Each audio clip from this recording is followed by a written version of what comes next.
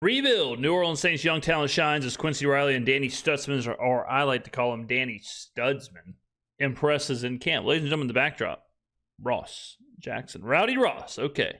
So, predictably, what's been going on the last couple of days here, ladies and gentlemen, is a lot of hype, a lot of positivity, a lot of passing grades for the Saints young players. So players that were question marks are now answers, right? Quincy Riley, Danny Stutsman leading the charge. They're looking pretty damn good. Now, if you're a watcher of this channel, you are not surprised by any of this. And 2 months ago, when we profiled Quincy Riley and when we profiled Danny Stutsman, you knew these guys were coming in to make an immediate impact. The New Orleans Saints needed young players to make an immediate impact. All 9 draft picks were 9 draft picks that can do that. They were experienced players, captains on the teams they were on, came from big programs and big conferences. So I'm not surprised whatsoever that Danny Stutsman and Quincy Riley are playing as good as they are. Danny Stutsman, people forget that he was one of the highest rated players on an RAS score, which is a athleticism score at the combine.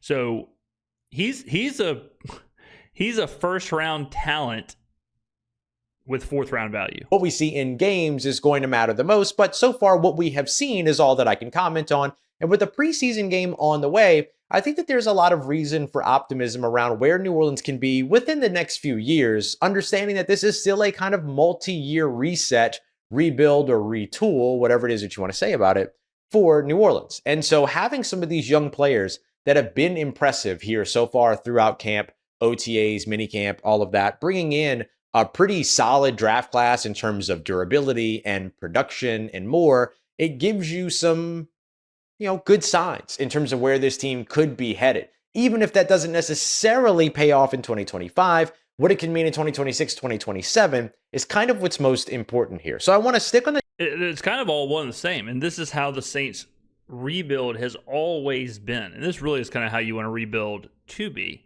where your young players are impactful early on.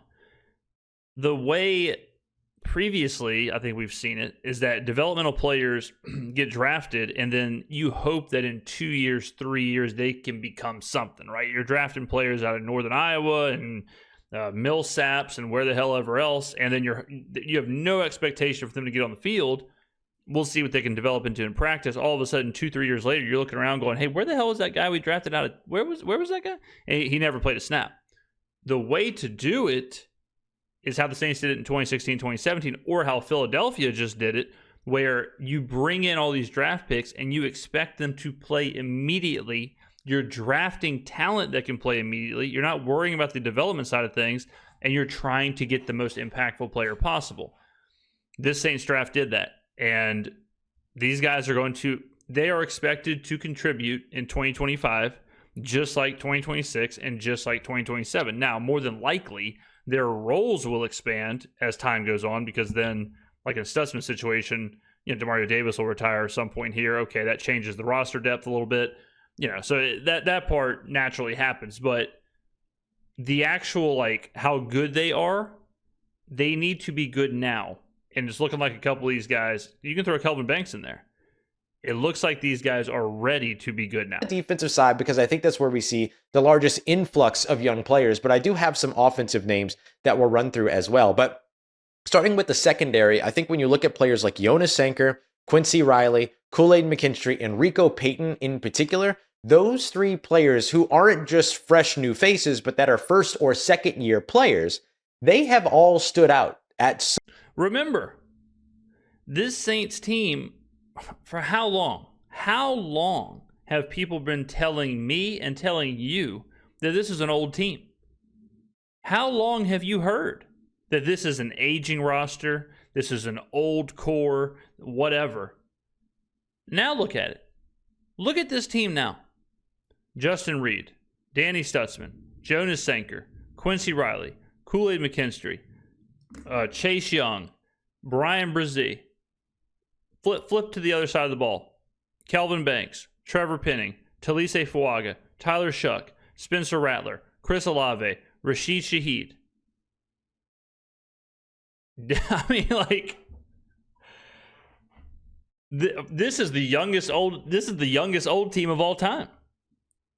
I mean, this is a young team across the board, and young at really important positions. Some point here throughout training camp, and really multiple points here throughout training camp. The New Orleans Saints have kind of this long-standing reputation, probably dating back to when Dennis Allen really got this defense turned around back in 2017, even though he began his work a little bit earlier, but 2017 is when things really shifted with the additions of guys like Marshawn Lattimore, as well as Marcus Williams and more. That was really the time in which, or from then till recently, you saw sort of the reputation for the Saints having a very strong secondary. You add in guys like Paulson Adebo years later, who of course is now with the New York Giants. You add in a guy that came over from the New York. By the way, real quick on Paulson Adebo, when people are like, well, we should have paid Adebo, what would you rather do? Pay Adebo $50 million or draft Quincy Riley? That's what you do. Instead of paying Adebo $50 million, you go get Isaac Yiadom and draft Quincy Riley. That's how it works. That's how good roster building is. New York Giants, and the Saints signed him off of waivers in Janoris Jenkins, as well as others. Alante Taylor was one of those big depth players as well. And so the Saints have always kind of done a really good job. Like, no matter how much fans and people were upset with Dennis Allen, the thing that they always credited Dennis Allen for, even those most upset with him as a head coach, was, first of all, his defensive prowess, right? His ability as a defensive coordinator when his focus wasn't split all over the place like it has to be for a head coach, but also his ability to develop secondary talent in the secondary defensive backs. And so with all of that, we saw this team carry a kind of pretty lengthy reputation for being deep in the cornerback room, being effective and deep in the safety room as well. And I think that we're seeing a little bit of that kind of restructure. Play the freaking music.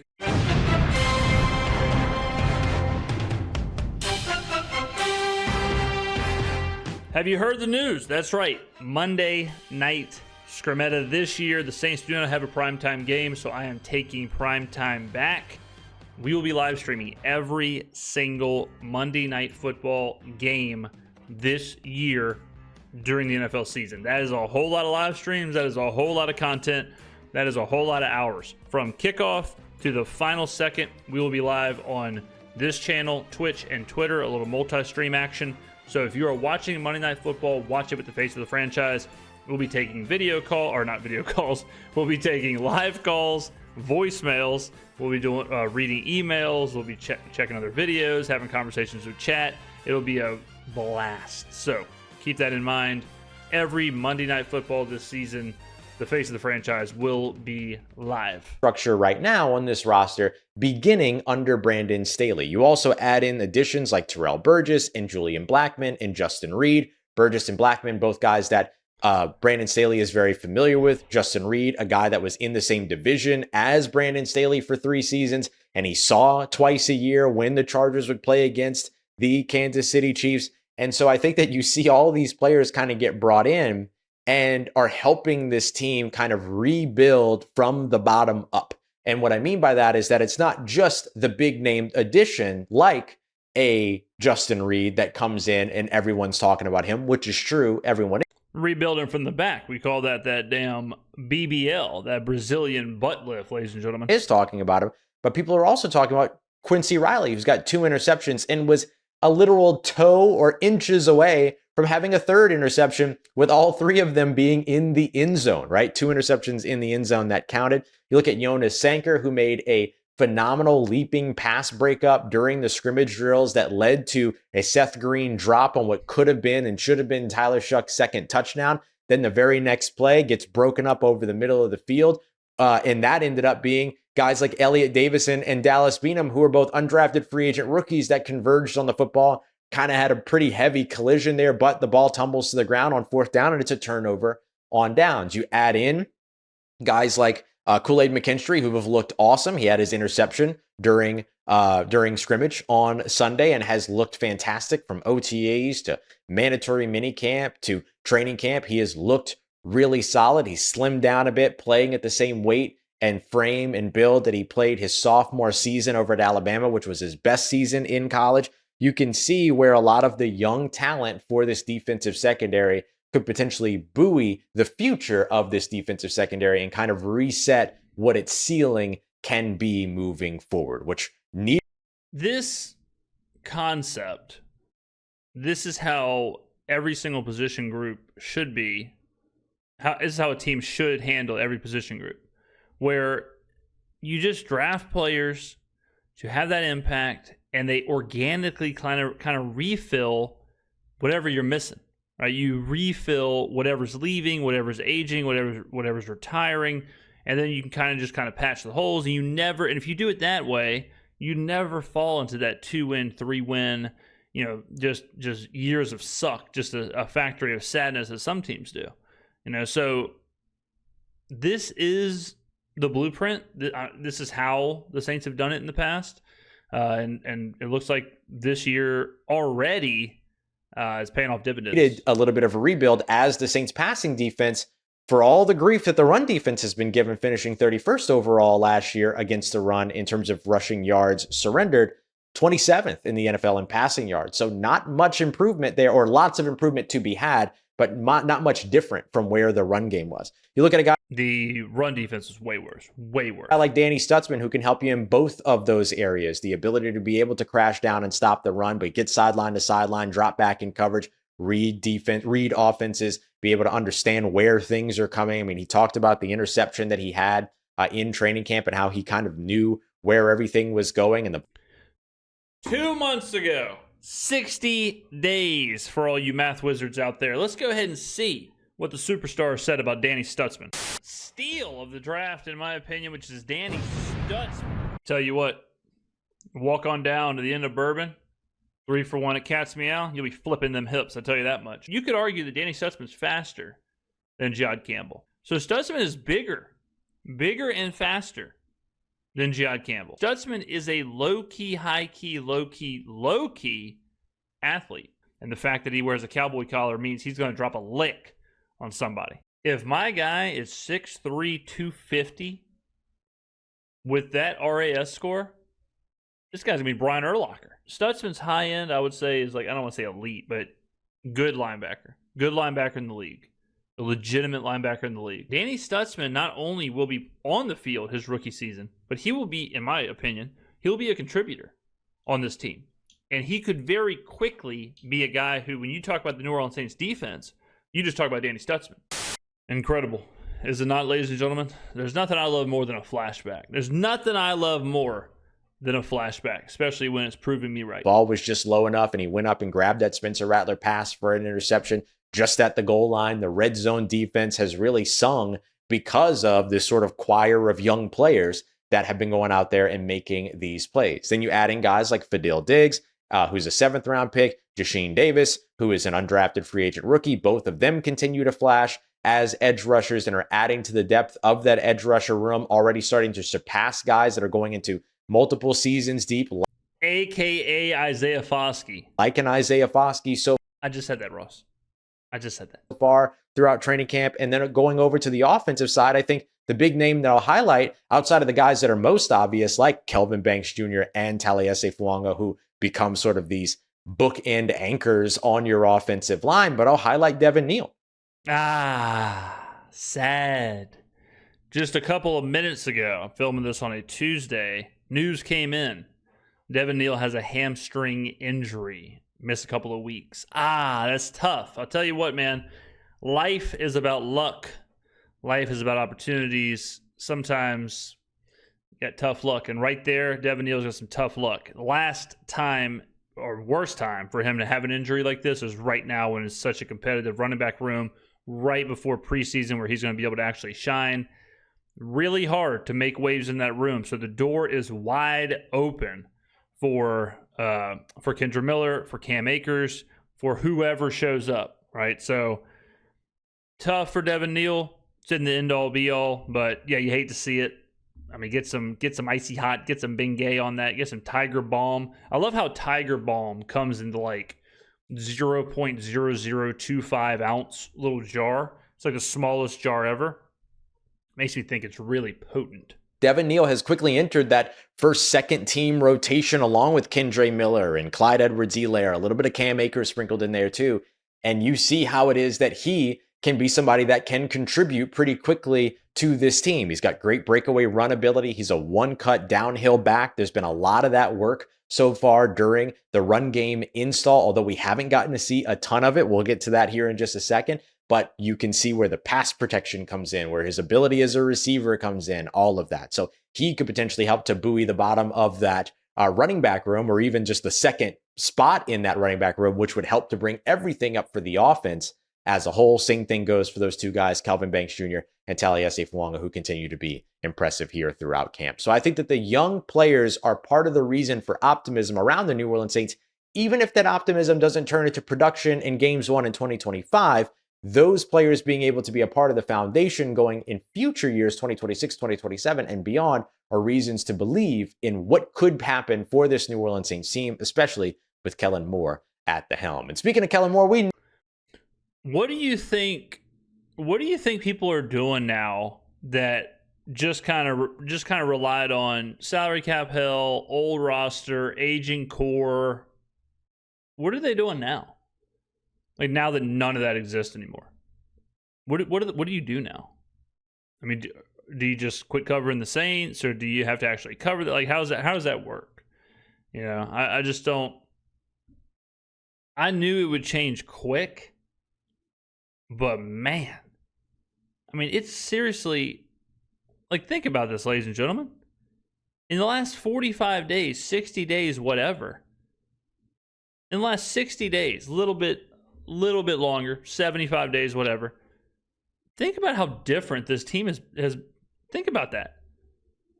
I mean, think about how younger we've gotten, the new names we're talking about every day. It wasn't too long ago, the conversation was Derek Carr and Dennis Allen. And now, Derek Carr is playing Fortnite over on the Homegrown Network, and Dennis Allen's trying to figure out how to, well, Dennis Allen's got the easiest job in the world. He's playing against Caleb Williams. So you just inherently have 5-6 interceptions a game. Hey, have you noticed with the Caleb Williams highlights? Have you noticed, because we talked about this a couple weeks ago, have you noticed that every bad highlight of Caleb Williams, he's holding on to the ball, and every good highlight of Caleb Williams, he's getting the ball out quick? It's amazing. It's amazing, ladies and gentlemen. Know that his run game is going to be an emphasis here in New Orleans. It has been everywhere else, but right now, it's also still one of the biggest question marks. And I think I know when we're going to get our answer. We got that coming up for you next as we continue on with today's episode of Locked On Saints, part of Locked On Podcast Network, your team every day. All right, Ross. Thank you, man. I really appreciate it. Ladies and gentlemen, it's a good effing day to be a Saints fan. I'll tell you that. It's a good time to get involved with this team. Throw out your old jerseys. Go on over to the NFL shop. Load up the Danny Stutsman, Quincy Riley, Kelvin Banks, Taliese Fuaga, Kool-Aid McKinstry. Get you a half and half Tyler Shuck, Spencer Rattler jersey. Get you a sleeveless Jake Haener GNC tank top. I mean, just get you, Chris Olave, Rashid Shaheed. There's options everywhere. Get you a Kellen Moore replica hat. Just unbelievable time. Imagine.